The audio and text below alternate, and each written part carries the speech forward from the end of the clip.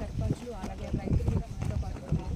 ఈ రోజు ఇక్కడ మీటింగ్ పెట్టడానికి గల కారణాలు ఏంటి అనే విషయాల గురించి వారిని అడిగి తెలుసుకునే ప్రయత్నం చేస్తాం.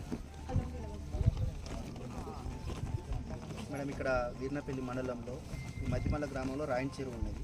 దీని మీద ఆధారపడి దాదాపు ఈ ప్రాంతంలో ఒక 3000 ఎకరాల వ్యవసాయం ఆధారపడి ఉన్నది.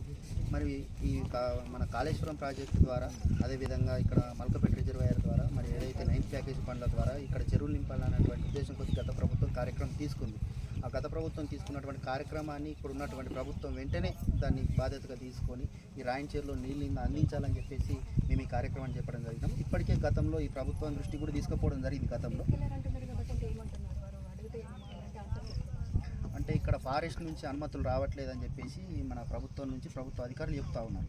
మేము అడిగేది ఏంటంటే, దాదాపుగా ఈ తెలంగాణ రాష్ట్ర వ్యాప్తంగా కూడా కాళేశ్వరం నుంచి ప్రతి గ్రామానికి ప్రతి మండలానికి నీళ్ళు అందించేటువంటి కార్యక్రమం చేపట్టింది. అనేక రకాలుగా ఫారెస్ట్ ఉన్నది. ఆ ఫారెస్ట్ల నుంచి మల్కపేట రిజర్వాయర్లో ఫారెస్ట్ ఉన్నది, మన శివంగలపల్లి ఉన్నది, అక్కపల్లి ఉన్నది, ఇట్లా ముందుకు పోతున్నటువంటి అంతటా ఫారెస్ట్ ఉన్నది.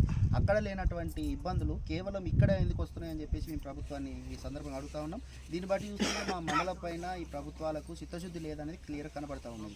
కాబట్టి ఎక్కడ లేనటువంటి అనుమతులు, ఇటువంటి technical problem, forest technical problem ఇక్కడ రావడం అనేది మా ప్రాంతానికి నష్టం జరుగుతుంది. కాబట్టి ఇప్పుడు ఉన్నటువంటి ప్రభుత్వం ఏమవుతుందో వెంటనే ఇనిషియేటివ్ తీసుకొని వెంటనే ఫారెస్ట్ అధికారులతో మాట్లాడి, దాదాపు 1-2 కిలోమీటర్ల దూరమే ఉన్నది కాబట్టి వెంటనే ప్రభుత్వం స్పందించి మాకు నీళ్ళు అందించేటువంటి విధంగా కూడా చర్యలు తీసుకోవాలి.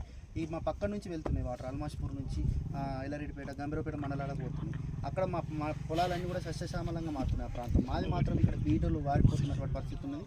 ఇక్కడ ఉన్నటువంటి పొలాలను మేకలు కాస్తున్నాయి, మన మేకలు తింటున్నటువంటి పరిస్థితి ఉంది, బర్రెలు తింటున్నటువంటి పరిస్థితి ఉంది. కాబట్టి ప్రభుత్వం వెంటనే స్పందించి 9th ప్యాకేజ్ పనులు ఏవైతే అసంపూర్తిగా నిండిపోయినో వాటిని వెంటనే ప్రారంభించి మా ప్రాంతానికి నీళ్ళు అందించేటువంటి విధంగా కూడా ప్రభుత్వం చర్యలు తీసుకోవాలి. ఆ కార్యక్రమాన్ని ఇంకా భవిష్యత్తులో మేము అందరం కలుసుకుని కూడా కార్యాచరణ రూపొందించడం ఈ కార్యక్రమాన్ని నిర్వహించాం.